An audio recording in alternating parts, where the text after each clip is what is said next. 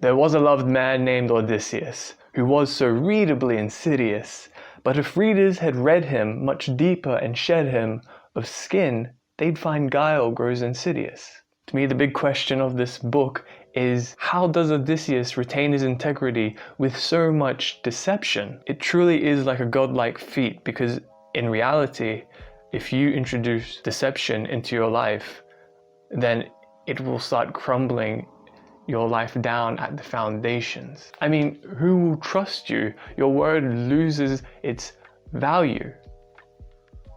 But for Odysseus, I don't know.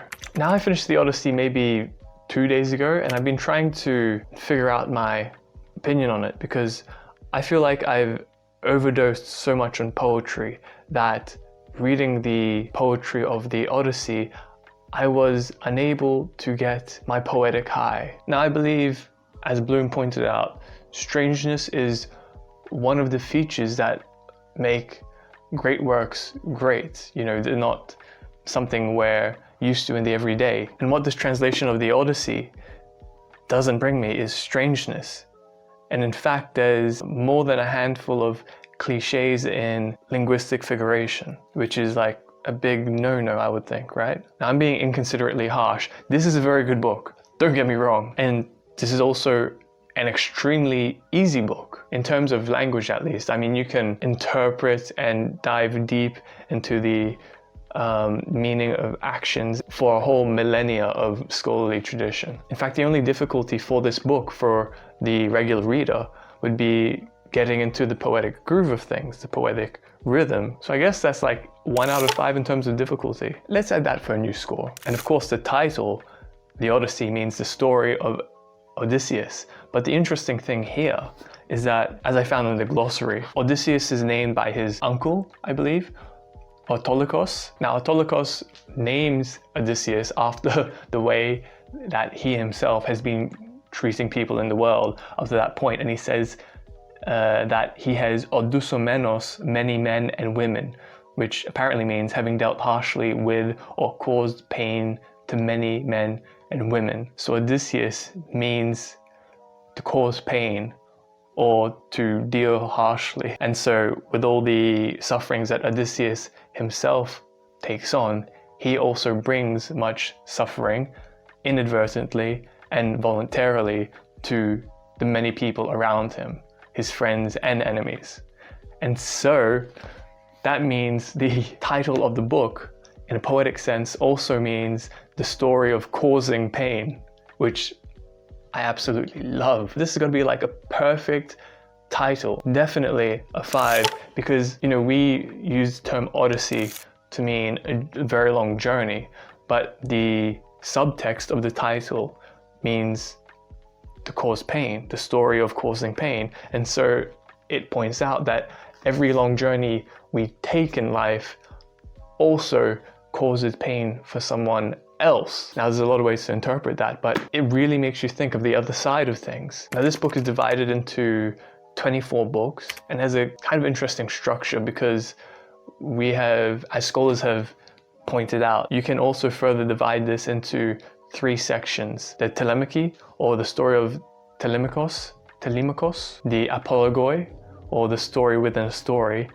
and the Nesterophonia, or the slaughter of the suitors. But as the story goes, in the house, in Odysseus's house back home in Ithaca, it has been essentially taken over by like 100 suitors who want the hand of Penelope, Odysseus's wife, for marriage, everyone thinking that Odysseus is already dead.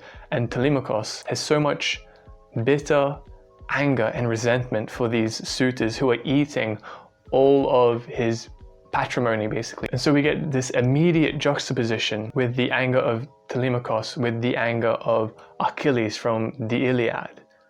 And the interesting thing is that Telemachos deals with his anger and his resentment of these men also because he really can't do anything against 100 well-trained Greek fighters, but he doesn't lose control of himself. I think this juxtaposition really reinforces that childlike quality in Achilles, which is not to debase him, but is just to I guess, bring it to the forefront. Anyway, after that cool narrative choice happens, that's when it segues into Odysseus' story. And then we get his whole travails about his journey, which weirdly I didn't find to be that interesting. I wouldn't say I was totally gripped by everything. I mean, of course the Cyclops story grips everyone, but placing that to the side, I was expecting myself to be blown away, as in a whirlwind sent by King Poseidon. But as Robert Fitzgerald says himself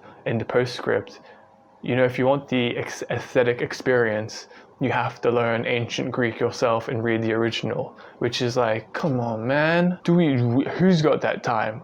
Who? But the interesting thing was that Odysseus got home to Ithaca way earlier than I expected, and there was this whole sneaky Mission Impossible type episode where Odysseus was changed into the disguise of an old man by Athena. He infiltrated his own country, and now was his time to hatch his plan to nearly single-handedly kill like 100 suitors. But it is in this episode where a very close reader, not me, would find that Penelope is one of the secrets of this book. Because one of the main questions, as Calypso the sea nymph asks Odysseus, is what's so good about Penelope that Odysseus wouldn't stay with the immortal sea nymph Calypso, would not stay with Circe, would not even consider marriage with one of the Phaeacians, one of the really charming girls that he meets there who saves him, but that he's so determined to get back to Penelope. But it seems that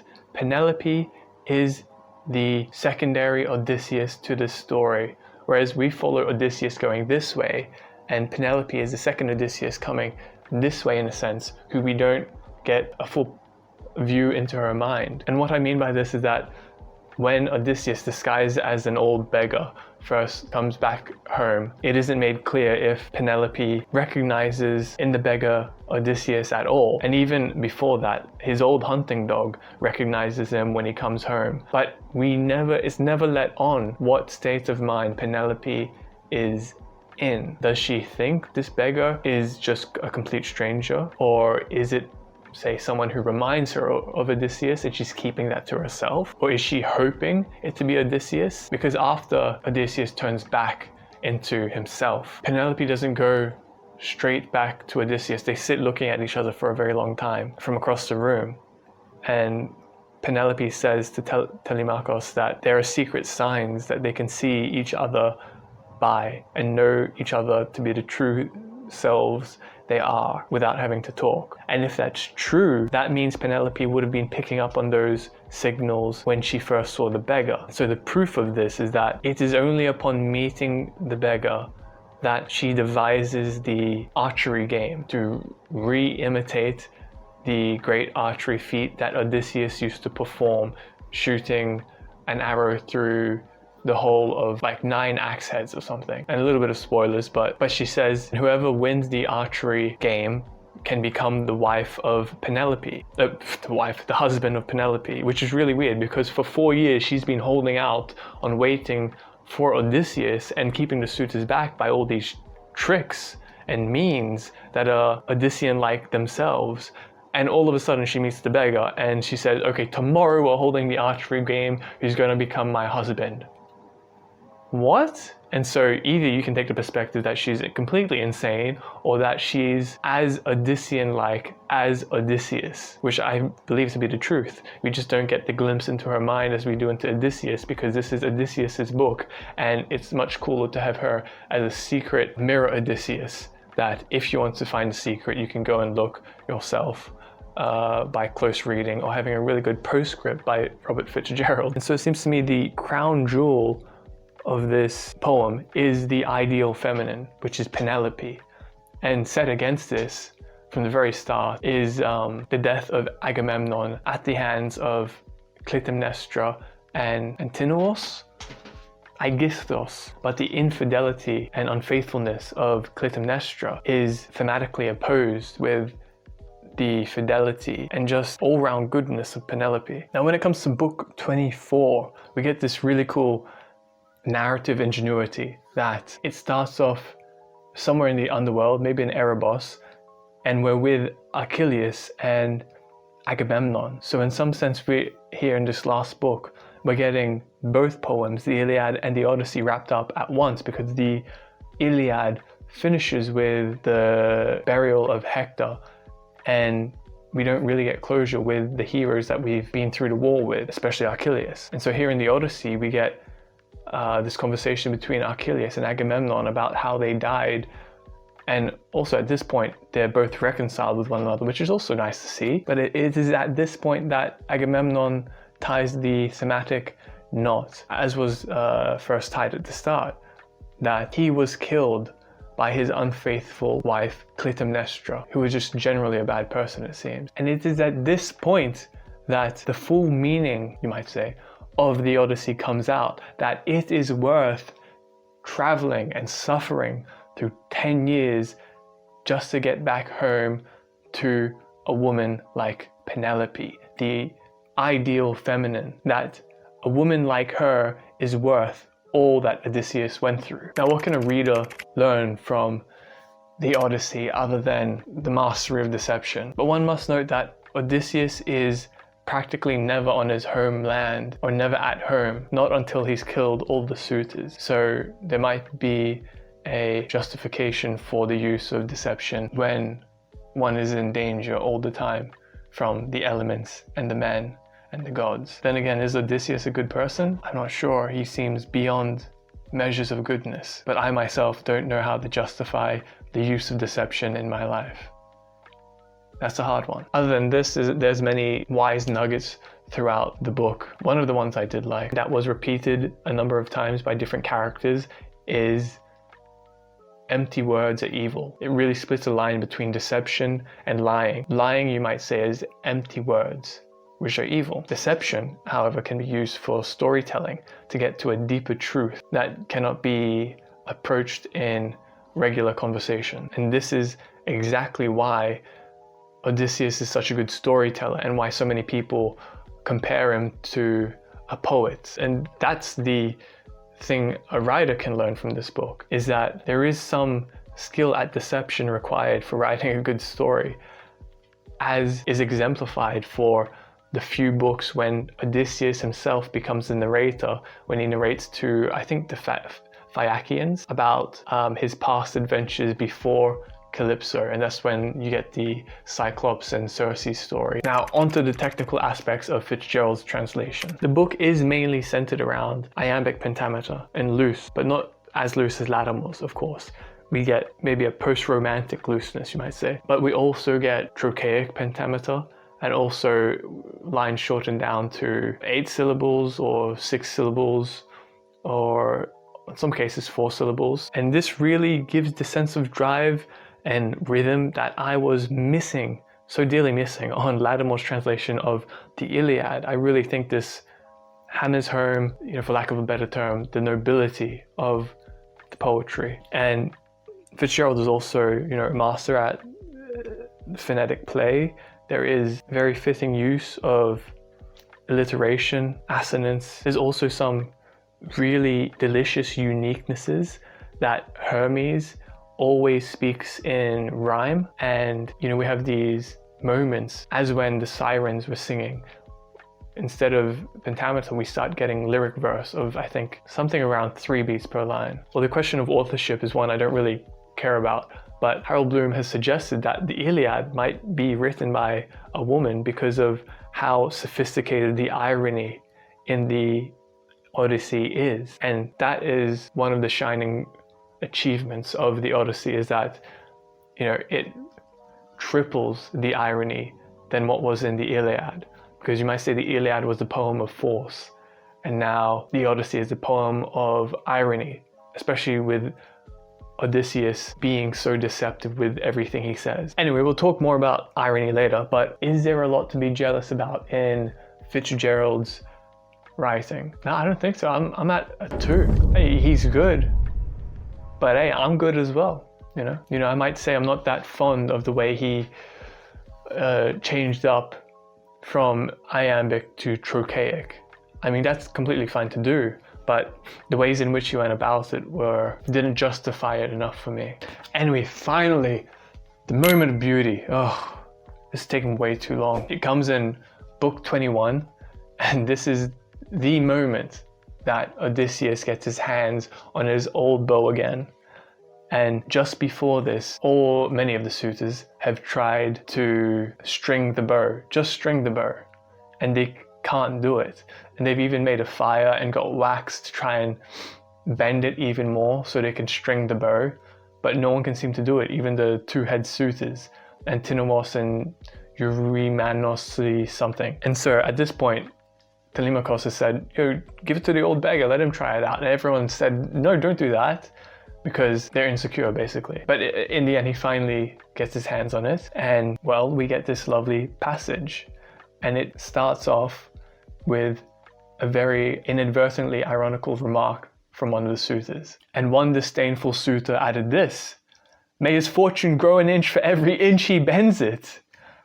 But the man skilled in all ways of contending, satisfied by the great bow's look and heft, like a musician, like a harper, when with quiet hand upon his instrument he draws between his thumb and forefinger a sweet new string upon a peg, so effortlessly Odysseus in one motion strung the bow, then slid his right hand down the cord and plucked it, so the taut gut vibrating hummed and sang a swallow's note. In the hushed hall it smote the suitors, and all their faces changed. Now the first thing I must mention is that in the second line of the very start of this poem, we get, tell me muse, of that man skilled in all ways of contending. And there's always lots of repetition of the different epithets given to different characters. But this is the only other time we get the man skilled in all ways of contending. And then when you first come across this line, it brings Odysseus back to his full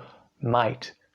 Now Odysseus is really Odysseus. And then on top of this, it's even more interesting that right before Odysseus becomes Odysseus, someone lets out a very ironical remark that they don't know is much truer than they think it is, which is, may his fortune grow an inch for every inch he bends it, and he bends it fully, completely, in one foul swoop, and thus becomes Odysseus, and thus his fortune is completely fulfilled. Anyway, next, originality. This is at the start of book 22. Context: Antinous is one of the leaders of the suitors, or one of the organizers, and he's one of the biggest assholes. He's so despicable. This is also right after Odysseus has strung his bow. He drew to his fist the cruel head of an arrow for Antinous, just as the young man leaned to lift his beautiful drinking cup, embossed, two-handled, golden.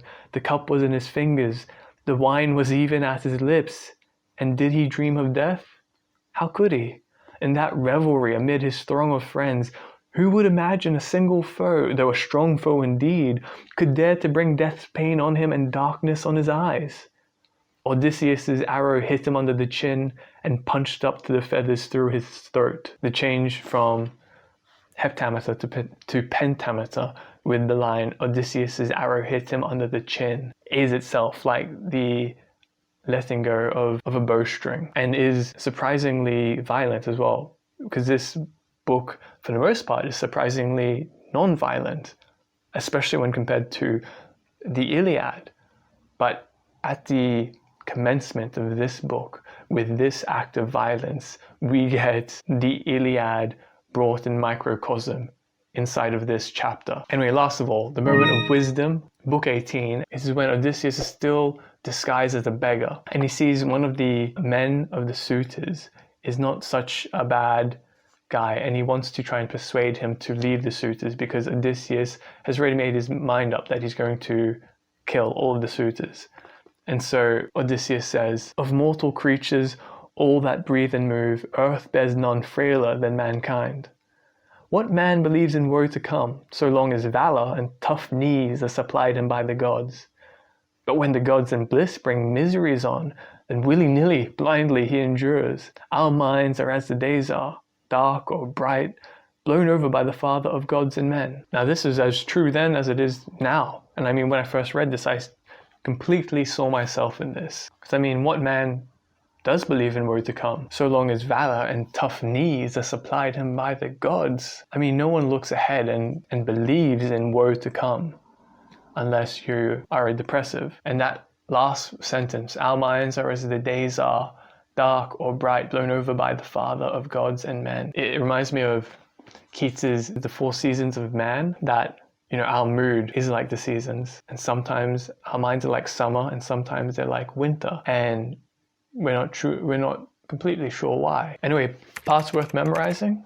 Well, I can tell you the ones I memorized, like empty words are evil. There's no way to deny that, and it's just perfectly true to me. Also, the gods living in bliss are fond of no wrongdoing, but honor, discipline, and right behavior. I think that'll stick with me. And you don't need to believe in gods for it to have meaning. You only need to believe that gods are a complex metaphor that facilitated the survival of mankind for thousands of years, right? And you can meditate and disentangle that metaphor to your leisure. Anyway, the beauty, originality, and wisdom score. I haven't thought about this. How good is Fitzgerald's translation? I think it's perfectly fine poetry, quite fine poetry, and completely serviceable, but it doesn't transcend the mundane to me. But it's perfectly serviceable. So I guess that's like a 3 out of 5, no? No, that's a 2 out of 5. Now, was this less than, better than, or equal to Latimore's The Iliad? That's an interesting question, because I know I said that I wish I had read Fitzgerald's translation of the Iliad instead of reading Latimore's first, because I felt Latimore's was for scholars and Fitzgerald's were for more lay readers.